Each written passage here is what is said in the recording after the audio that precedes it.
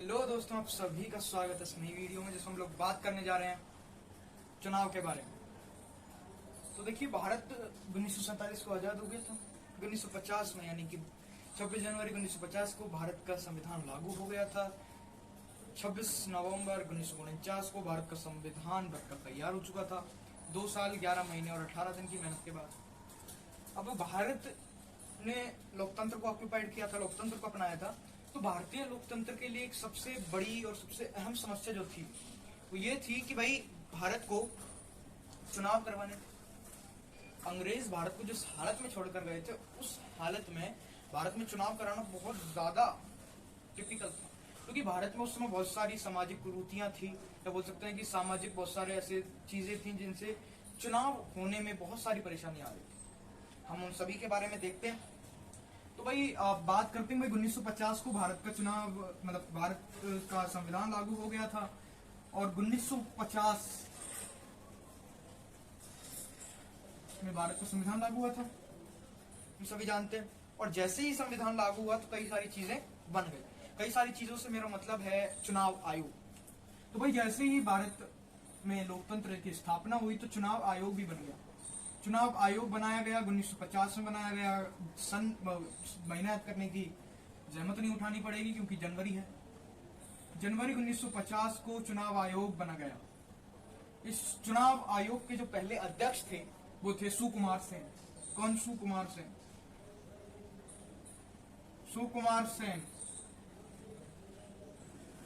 सुकुमार सेन को भारतीय लोकतंत्र का मतलब वास्तविक स्थापन करता मानता है, क्योंकि जो काम इन्होंने किया वो काम शायद ही कोई कर पाता। मतलब उस समय भारत की जो आबादी थी वो बहुत ज्यादा थी और उस आबादी में पढ़े लिखे लोगों की संख्या बहुत ही कम थी। बहुत से लोगों को तो अपना नाम लिखना भी नहीं आता था। तो भारत की आबादी में उस समय 17 करोड़ वोटर थे। हम लोग जानते हैं कि भाई संविधान ने जब शुरुआत हुई थी, शुरुआत की बात हो रही है, तो 21 वर्ष आयु रखी थी किसकी? वयस्क मताधिकार की। वयस्क मताधिकार की आयु थी 21 वर्ष। और इस 21 वर्ष आयु करने के बाद भी भारत में कह सकते हैं हम लोग वोटरों की जो संख्या थी वो थी 17 करोड़। कितने? भारत में उस समय 17 करोड़ वोटर थे। अब भाई वोटर है तो सही, और चुनाव कराने, तो चुनाव कराने से पहले सबसे पहले क्या होनी चाहिए? वोटर आईडी होनी चाहिए। पहले तो इन सभी 17 करोड़ लोगों की वोटर आईडी बनानी पड़ेगी, उसके बाद ही तो वोट डालेंगे। तो पहले भाई वोटर आईडी बनाने का काम चालू हुआ, तो वोटर बनाने। तो लगभग भारत ने यानी कि भारत के चुनाव आयोग ने लगभग 15 लाख लोगों को ट्रेनिंग दी कि भाई आप जाके लोगों को बताओ कि भाई चुनाव होते कैसे हैं, कैसे चुनावों को कराया जाता है, कौन कौन से आपको काम करने होते हैं, किस चीज का मतलब क्या होता है। लगभग 15 लाख लोगों को कार्मिक बनाया गया कि भाई आप जाके सिखाओ। अब पहले बार की जब जनगणना हुई, यानी कि भाई ये चीज तो पता चली होगी कि भाई इतने करोड़ वोटर हैं। पहली जनगणना भारत मतलब जनगणना नहीं, वोटर जनगणना बोल सकते हैं हम लोग कि भाई इतने तो महिला है, इतने पुरुष हैं। तो भाई जब ये पहली बार काम हुआ, यानी कि वोटर आईडी बनाने का काम जब पहली बार हुआ तो पता चला कि भाई 40 लाख महिला, कितनी? 40 लाख महिलाओं का नाम जो है वो बहुत अजीब तरीके से लिखा हुआ था। मतलब उनका वास्तविक नाम 40 लाख महिलाओं का वास्तविक नाम उस वोटर आईडी में लिखा ही नहीं हुआ था। यानी कि बोल सकते हैं उस जो पर्चे बनाए गए थे उनमें 40 लाख महिलाएं ऐसी थी जिनका वास्तविक नाम उसमें लिखा हुआ था ही नहीं। वास्तविक नाम उनका लिखा हुआ नहीं था। ऐसे लिखा हुआ था कि भाई रामलाल के घर से है, श्यामलाल के घर से, ऐसे नाम लिखे हुए थे। और 40 लाख महिलाओं की इसमें कोई मतलब वो नहीं था कि भाई ये है, ऐसा कोई बता नहीं सकता था। ठीक है, तो ये काम दूसरे चरण के लिए स्थापित किया गया। पहले तो लोग समझ रहे थे भाई छोटा मोटा काम है, नेहरू जी भी समझ रहे थे भाई छोटा मोटा काम है। 1950 में जैसे जनवरी में 1950 में बनाया गया है तो 1950 में कभी भी हम चुनाव करा लेंगे। पर ये काम इतना बढ़ गया या इतना कह सकते हैं बहुत बड़ा हो गया कि जो चुनाव है 1950 में हो ही नहीं पाए। 1950 में बहुत मतलब 1950 में चुनाव नहीं कराए गए क्योंकि जो चुनाव देख सकते हैं आप लोग, इतना सारा अंतर आ रहा है। 40 लाख महिलाओं का नाम ही नहीं पता, उनका नाम क्या है। 17 करोड़ वोटर हैं जिनमें से 15% लोग ही पढ़े लिखे हैं, बाकी इनको पता ही नहीं है कि भाई वोट डालते कैसे हैं, कैसा प्रणाली होती है। फिर चुनाव आयोग ने कि भाई हमको प्रणाली कौन सी अपनानी है, वोट डालने के लिए क्या चाहिए, मतलब कौन सी प्रणाली, तो भाई भारत सरकार ने अनुमति दी कि भाई एक टिन का डिब्बा होगा, लोहे का डिब्बा बना हुआ होगा, उस लोहे के डिब्बे में एक सफेद पर्ची सबको देते जाएंगे, उस पर्ची में अपने उम्मीदवार का नाम लिख दो और उसको डाल दो। ये तरीका सबसे पहले अपनाया गया था। अब बात की जाए कि भाई चुनाव, तो भाई 1950 में तो हो नहीं पाए, चुनाव कब करवाए गए, तो पहला जो चुनाव है भारत का वो चलाया गया था अक्टूबर 1951 से फरवरी 1952 तक। कब?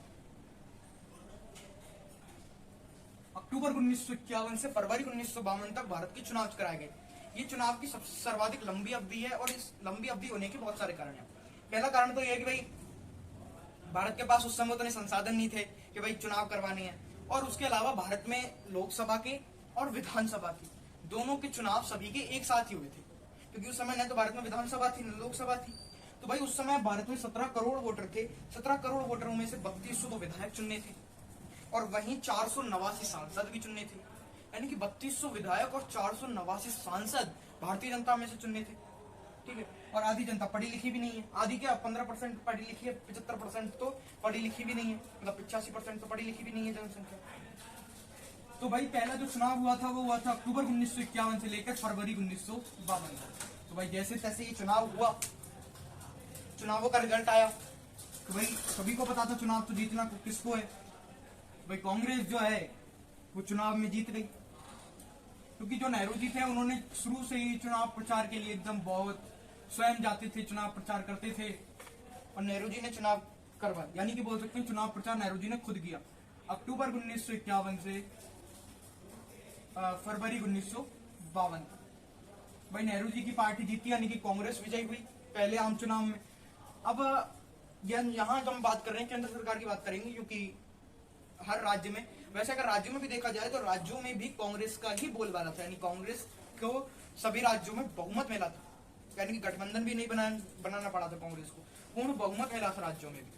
और यहाँ बात कर रहे हैं हम लोग लोकसभा की। ठीक है, तो भाई लोकसभा में अगर बात की जाए 489 सीटें थी, क्योंकि 489 सांसद चुनने थे। भाई 489 सीटें थी, कितनी? 489 सीटें जीती किसने थी? कांग्रेस ने जीती थी, यानी कि बोल सकते हैं भाई 489 में से 489 सीटें कांग्रेस को नहीं मिली थी। ये कई बार लोग दिमाग लगा लेते हैं कि भाई 400 की भाई कांग्रेस है, बड़ी पार्टी है, 489 में से 489 सीटें मिल गई होगी, नहीं। कांग्रेस को उस समय 489 में से बहुमत की जो सीटें थी वो पूर्ण रूप में मिल गई थी, यानी कि 364 सीटें। कितनी? 364 सीटें मिली थी किसको? कांग्रेस को। अब इसके अलावा अगर बात की जाए तो कि भाई और अन्य सीटों का क्या हुआ, तो अन्य सीटें जो थी वो छोटे छोटे दलों में बट गई थी। सर्वाधिक जो ये तो पहले नंबर की पार्टी थी जो लोकसभा चुनाव में जीती थी। इसके अलावा बोल सकते हैं भाई जो विपक्ष में बैठने वाली सरकार थी, यानी कि बहुमत दल से जो सबसे बहुमत दल से कम वाली जो थी वो थी भारतीय कम्युनिस्ट पार्टी। भारतीय कम्युनिस्ट पार्टी जो थी उसको सीटें मिली थी मात्र 15। कितनी? मात्र 15 सीटें मिली थी, मात्र 15 सीटें मिली थी भारतीय कम्युनिस्ट पार्टी को, और वो दूसरी सबसे बड़ी लोकसभा में विजयी पार्टी थी जो कि कांग्रेस के विपक्ष में बैठने वाली थी। तो ये इस तरीके से भारत का पहला आम चुनाव हुआ था। एक बार देखते हैं कि भाई भारत का आम चुनाव कैसे हुआ। कि भाई भारत में 1950 में जनवरी 1950 में चुनाव आयोग की स्थापना हुई। चुनाव आयोग के जो पहले अध्यक्ष थे वो थे सुकुमार सेन। सुकुमार सेन के नेतृत्व में भारत में वोटर आईडी बनाने का काम चालू हुआ है। बोल सकते हैं कि भाई भारत में ये देखने के लिए कि भाई कितने तो वोटर हैं। तो भारत की जो पहली बार ये काम चालू हुआ तो पता चला कि लगभग 17 करोड़ भारत में वोटर हैं, जिनमें से 15% ही पढ़े लिखे हैं। इसके अलावा पता चला कि भाई उनमें से 40 लाख जो महिलाएं थी उनका नाम अता पता कुछ भी नहीं था, उनका वास्तविक नाम नहीं था।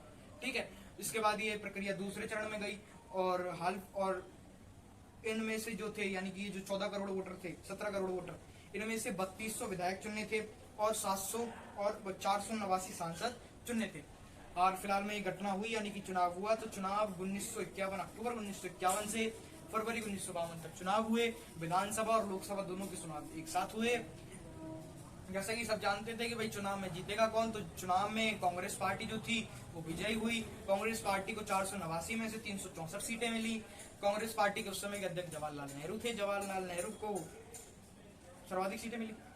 और दूसरी जो सबसे कांग्रेस के बाद जो दूसरी पार्टी थी वो थी भारतीय कम्युनिस्ट पार्टी, जिसे 13 सीटें मिली थी। ठीक है, तो आई होप आपको ये वीडियो का चुनाव का पहला पार्ट समझ में आया होगा। आगे आने वाली वीडियोस में हम लोग पहले चुनाव के बाद, ये तो पहला कार्यकाल हुआ, अब इस कार्यकाल के अंतर्गत क्या क्या होगा, यानी कि जो कहते हैं कि भाई मतलब नेहरू जी ने इसमें क्या क्या किया, भारत के विदेश संबंधों के बारे में भी जानेंगे, और जो भारत ने किस प्रकार की अपनी अर्थव्यवस्था को अपनाया, क्योंकि उस समय शीत युद्ध भी चल रहा था। ठीक है, और उन सभी के बारे में जानेंगे। भारत में आगे क्या क्या हुआ, भारत के पहले आम चुनाव तो हो चुके हैं, दूसरे आम चुनाव भी होंगे, तीसरे भी होंगे, उन सभी के बारे में जानेंगे। और जो भी पार्टियां थी उन सभी के बारे में भी हम लोग जानकारी प्राप्त करेंगे। आई होप आपको ये वीडियो पसंद आई। अगर वीडियो पसंद आई तो वीडियो को लाइक शेयर जरूर करें और वीडियो को कमेंट जरूर करें, और हमारे चैनल को सब्सक्राइब करना ना भूलें। वीडियो को अंत तक देखने के लिए धन्यवाद।